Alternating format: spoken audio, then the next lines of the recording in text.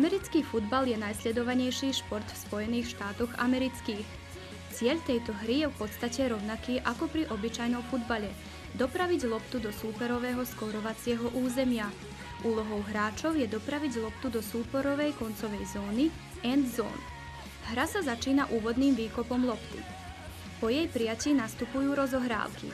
Útok má 4 rozohrávky, tzv. Downy, na prekonanie 10-yardovej vzdialenosti. Lopta sa posúva smerom dopredu, prihrávkou alebo behom. Zápas hrajú proti sebe dva 11-členné tímy. Členovia sú rozdelení do 3 formácií – útok, obrana a hráči so špeciálnymi úlohami. Hrá sa na obdĺžnikovom ihrisku dlhom 120 yardov. Základným spôsobom skórovania je tzv. Touchdown, ktorý prináša 6 bodov. Tým ho dosiahne priklepnutím lopty v súperovej end zóne. Skóre sa dostávajú aj iným spôsobom, napríklad kopnutím lopty do súperovej bránky a iné.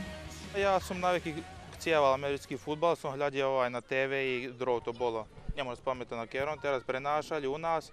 Naviky ma to tak voľako priťahovalo a som saznal, že je to americký futbal zrejme tu, tak som prišiel, som sa oproboval aj eto tak. A ako dlho sa už zaoberáš tým? Pa asi 4 roky.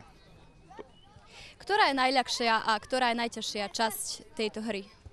Pa všetky sa časy ťažké, ale lebo je toto kontakt hra, znamená, je to troška aj bitky, aj šakového, ale znamená, každá pozícia v týme je veľmi ťažká, aj to je...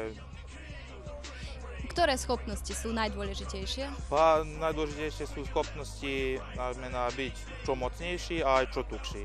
To je najviac, najbytnejšie. A ktoré rekvizity sú nevyhnutné?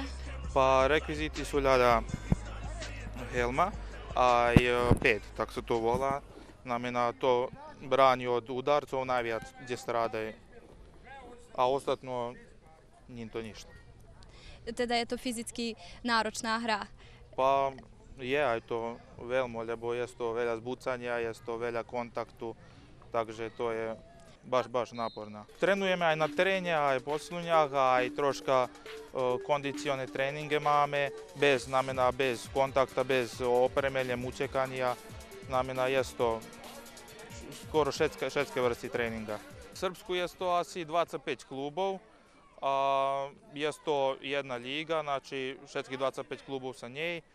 A je to ich celého Srbska, aj Vojvodine. Hrá sa tu veľmi tvrdo a kontaktne.